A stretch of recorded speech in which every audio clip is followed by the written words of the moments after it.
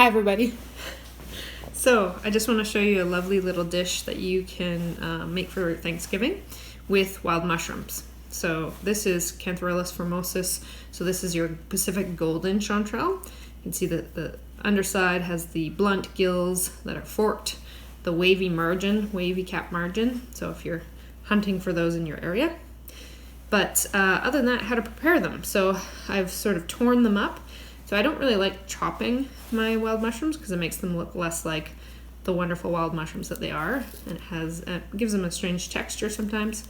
So I'll pull them like this. So you just sort of tear them. You can see how that chanterelle tears like string cheese, basically, is the texture of a chanterelle. So that's an identifying feature that you can use. So they look a lot better that way. You can also clean any crevices out of debris, forest debris, when you do that. So yeah, Pacific golden. Then this is Polyzelis multiplex. So you can see a blue chanterelle here.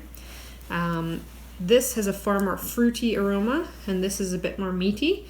But I'm gonna, it's the same treatment. So I'm gonna take pieces of that and I'm gonna pull them like that. And then that I'm going to saute in butter. I'm going to add thyme. I'm going to add sage. Saute that all up together. Toast some breadcrumbs. Toss it together. Saute some celery, some onion, some garlic. Throw that in. Stuff it in a turkey. And it's going to make the best stuffing that you've ever made for Thanksgiving. So yeah. And if you don't have blue chanterelles and yellow chanterelles and all that sort of thing, you can also do this with any mushroom, obviously. So chop up button mushrooms, or shiitake would be lovely with turkey as well. And don't forget your wine. Pinot Noir or Rosé for your turkey dinner is a perfect pairing. So there's two ways that you could make this stuffing. You could either mix all the ingredients and bake it, in which case you'd need to use some chicken broth, and I'll include that in the recipe notes. But if you're going to put it in the turkey, then I'm just going to take a whole loaf of bread. That can be whole wheat or sourdough or whatever whatever you like in bread, and then I'm going to cube. So I'm going to make these little cubes, and then I'm going to dry it out. So I'm going to toast that in the oven. I'm going to take about a 1/4 cup of Italian parsley, dice that fine, and then I'm going to use about 1 celery stick. I'm going to just chop that up and throw that in. The reason I didn't saute this is because I like this to maintain its crunch as much as possible when it gets baked in the turkey. Here are my diced breadcrumbs from that loaf. And then what I'm going to do is I'm just going to put some nice olive oil, maybe about a 1/4 cup, something like that, a little bit less, just enough to wet them a little bit. Toss them up, add a bit of salt. I'm just sort of seasoning as I go. Again, it depends on your palate. So yeah, a little bit of olive oil just to wet this. And then I'm going to bake it until it's just dried out, slightly brown. Toss it all together, and there's the start of your stuffing. So I'm going to saute up the mushrooms in here with a bit of fresh thyme from my garden and fresh purple sage. So I'm just going to put about 3 leaves of sage in there to about maybe 4 cups of mushrooms.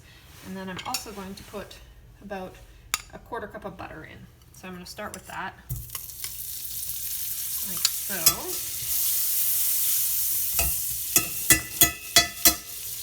And add my mushrooms in. Like that. I'm going to put the thyme in. And you want to do this on about medium-high heat. So you want to get a nice sizzle going. You can do a little flick water test on your pan to see if it's sizzling and ready to go. And then to speed up the mushroom cooking, frequently I'll just put a lid on, like so, and just let it steam in its own juices for a bit. Then I'll take it off and finish the browning. Bit of salt, what I forgot. Ta-da! Salt to taste, so whatever your palate is. You can see how those mushrooms are. Oh, there's a little one in there that I forgot to tear up. Oh well, we'll fix him later. So you can see these have started to crisp up really nicely and get nice and brown, right? So it's really reducing a lot. You know, in the end, I'll have about 1.5 cups, like I said, of sauteed mushrooms. One thing I do find is that instead of using onions or yellow onions, which is fine, you can use those too, but what I frequently like using is leeks or the white ends of green onions. So as long as they're pretty clean, I'll just chop those up for my stuffing. And that's a really good use of them too, right? Because a lot of the time they're a bit too harsh for salads and that sort of thing. So I'm just going to chop up about 1/4 cup of those. And then I'm going to also throw in about 2 cloves of garlic.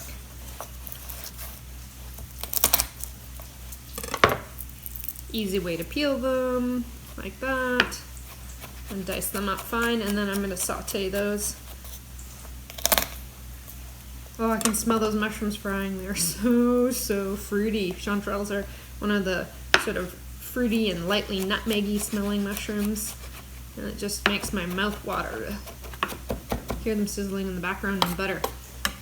Alright, so I'm going to take this, I'm going to saute this as well, and then my stuffing is almost done.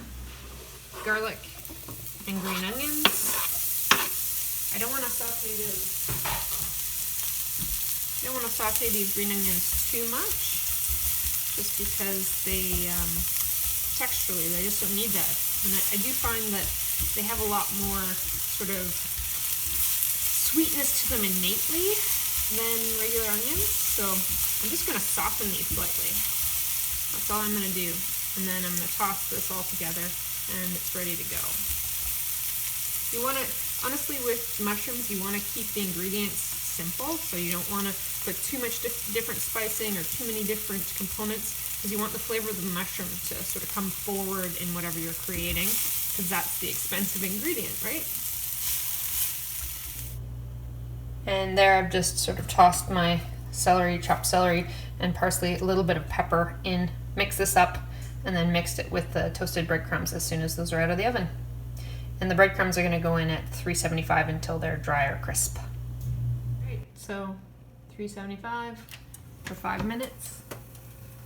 All my breadcrumbs are getting nice and crispy and toasty. And so I've mixed in my mushrooms to my breadcrumbs. This is about a good proportion if you want that mushroom flavor to come across. And this is ready to stuff in the turkey. Like I said, you can leave this in the fridge. You could prepare it the day before to keep things simple.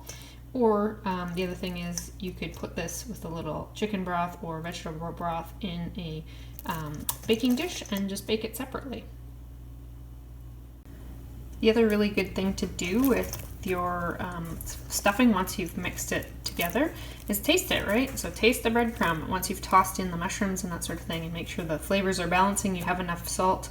And for example, I added a little bit more fresh thyme because I wanted a little bit more of that flavor to come forward. So yeah, you can add a few extra fresh herbs at this point, and then it's ready to go. Pretty easy, right? Happy Thanksgiving.